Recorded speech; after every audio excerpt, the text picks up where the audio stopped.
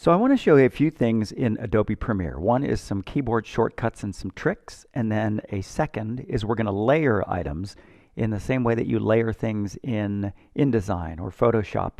You can work in layers in Adobe Premiere. In fact, you can work in layers in a really visually logical way. You'll see what I'm talking about when we get there. And then the third thing I want to show you is animations using keyframes along with the layers. So again, these are just different sort of advanced editing techniques, post-production techniques to add graphical elements, to add some motion, to make adjustments to some things using what's already built into Premiere. I have Premiere open already. I'm going to do a new project, and we'll call it layer animation. I want HDV, which is high definition video, and it'll create a new project. And then the second thing I'm going to do is I've got this folder that already exists.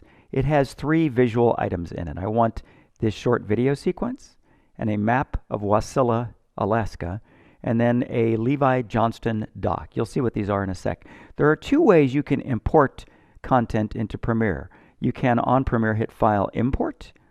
What I prefer to do is I'm clicked on Premiere. I'm going to hit the Finder icon in the bottom left corner, open this folder, and I will just select by holding Command the items I want, and I will drag these 3 items into my canvas.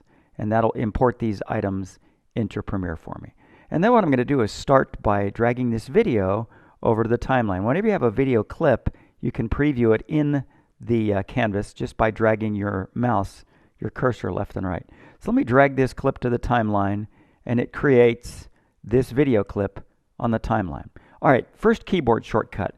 You'll notice my clip is here. It's probably about a 15-second video clip, but it's really small on the timeline. What if I wanted to move in, zoom in on this timeline? There are a couple ways to do it. You can grab this slider at the bottom of the timeline, grab one of these dots and move it left. That'll zoom in on a timeline. Dragging it right will zoom out on a timeline. So that works. You can also grab this bar at the bottom and navigate your timeline. Move all up or down a very long timeline. If you're editing something involved like a film that may go on for 2 hours, that's really handy. You have similar tools to the right, which let you zoom in on the video channel or the audio channel. And just so you know, those are there. Another way you can zoom in or out on the timeline, though, is with plus or minus on the keyboard. Plus zooms in horizontally, minus zooms out. 2 other keyboard shortcuts you may or may not know about. One is you can use J, K, and L to rewind, stop, and fast forward. So J is rewind. If I hit it a couple times, it goes faster. L is fast forward. If I hit it a couple times, it goes faster. Pause is the space bar. So space bar lets me play and pause. Here's another cool trick I use all the time as I get more and more elements on a timeline. The up and down arrow on your keyboard will leap from one keyframe or the beginning or end of one scene to the next. So if I have multiple things on my timeline, up and down arrow will just jump all the way down the timeline, step, step, step. And then you're also going to want to get used to clicking up in this area above the yellow line below the numbers. That lets you jump to another place in the timeline. So again, all just kind of tricks you'll want to use. I use keyboard shortcuts a lot when I edit. So I'm going to play this video. What I'm looking for is a logical place to pause it and create a freeze frame. So let me just play this video for a sec. You'll see this BMW drive out of the frame. I like that shot where it drives out of the frame. I'm using J to rewind. I'm going to get right to where that bumper leaves the scene up here in the upper right corner. And the way I'm going to do that now is using the arrow keys on the keyboard, the right and left arrow. If I arrow right, it'll go through the video 1 frame at a time. This really lets you precisely pick a spot in your video. So I'm going to go right there, and I'm going to cut my video in 2 right here. So the tools we'll use today are the Select tool, which is also V on the keyboard, the Razor Blade tool, which is C on the keyboard, and we're going to use this Fountain Pen tool, which is P on the keyboard. And you can see there next to a pen tool where it says letter P. So if I hit P, it leaps to that. If I hit C, it leaps to the razor blade. If I hit V, it leaps to the select tool. So I'm going to go to the cut tool, the razor blade, and I'm going to cut right here. And then I'm going to take this piece of video and just push it off to the right, kind of out of the way. So I've got some space in here. And then I want to get on this last frame of video right here, and I'm going to make a freeze frame out of it. And the way you do this is you hit clip. Let me select that video piece. I'm going to hit clip, video options, add frame hold. And then sometimes it asks you to insert the frame hold. I think what happened is it created a freeze frame of this one scene for me right here. So here's the end of the video. Here's the frame, and there's my freeze. So right here I have a freeze frame. I zoomed in by hitting plus on the keyboard. What I'm going to do is make this bigger. Whenever you have a still picture of any kind in your timeline, in this case a freeze frame, could also be a JPEG or a PNG photo that you drag into a timeline. Whenever it's a still picture, it's really easy to make it longer and shorter by just clicking the edge and dragging it. So now I've got a longer freeze frame, and I'm going to make it even longer, zooming out on my timeline and just dragging it out to the right. And now if I hit play, you'll see the video play and freeze right on that spot. So now what I'm going to do is make this long enough to sort of fill up some space here. So now this video freezes, and I've got my freeze frame. And what I'm going to do is eventually resume the video right there after the freeze frame. But I'll show you what we're doing in a sec. Now what I'm going to do is layer some items above this. That freeze frame, the reason we froze this piece of video, is that's going to become a background for some animation. So what I'm going to do is, here's a video channel, here's an audio channel. I'm going to add layers. I'm going to add items to this video channel and items to this video channel. You'll see them numbered over here, 1, 2, 3. And anything that's in video level 2 will automatically appear above video level 1. It literally is visually stacked, visually layered. Whatever's visually above the other video layer is the one you're going to see. So I'm going to put some things on video layer 2.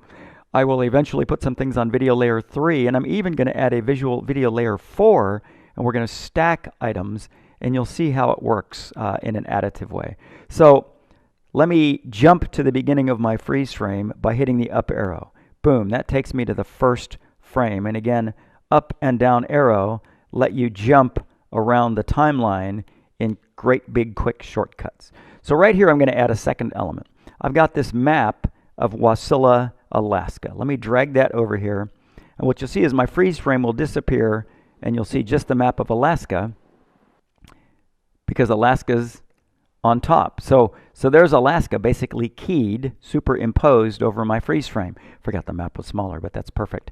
So now I'm going to add some effects to this. Let me zoom in a little bit. What I want to happen is I want this map to fade on, and I want it to get larger, and I want my background to sort of fade out a little bit so that this freeze frame serves as a background image and isn't distracted. I want this to be a little darker. I want this to get a little bigger and zoom in the middle. So let me show you how I'm going to do that. First, I will darken this background with a really quick shortcut tool. So I'm going to darken it over about that period. I'm going to use now the pen tool, the fountain pen tool. I'm going to select that, and I'm going to put a couple of dots on this white line and lower the video. And let me point something out real quick. If you don't see this white line, there may be two reasons. I'm going to click the toolbar here, the wrench. If I click that, I want to make sure that Show Video Keyframes is checked. In this case, it is. So first, if you don't see that white line on your video channel, make sure you click the tool, the wrench, and Show Video Keyframes. I do have that selected. The other reason you may not see it is because the video channel is too far zoomed out. I'll show you what I mean. If I zoom this out, I don't see a white line there. If I grab this little circle and zoom it a little bit vertically on the video line, you'll see that line appear. So I'm just going to zoom in so I see this white line on my video channel. I'm going to select my pen tool, which I can also select with the letter P, and I'm going to put a dot here and a dot here, and as I drag this right dot downward, you're going to see the background video get darker. So here's what that looks like. That background image fades down. It gets a little bit darker so that it will serve as a nice background piece of video. Again, all I did was put in a fountain pen tool, put a couple of dots, drag one dot down. A diagonal line downward is getting darker. A diagonal line upward is getting brighter. This also works with audio, and I can illustrate it for you here real quick. If I put a couple of dots on here and drag it down, my natural sound fades to black. So there's natural sound playing in this video of the car driving by. That goes away because of my diagonal line on that audio channel. Now, let me go back to my select tool. I've got my video fade. Now I want my map to fade on and then zoom in. So to fade the map on, I can do the same thing I just did with my background video. I'm going to use the pen tool, put a couple of dots on the map, drag this one down to the bottom. Now my map will start in black and appear.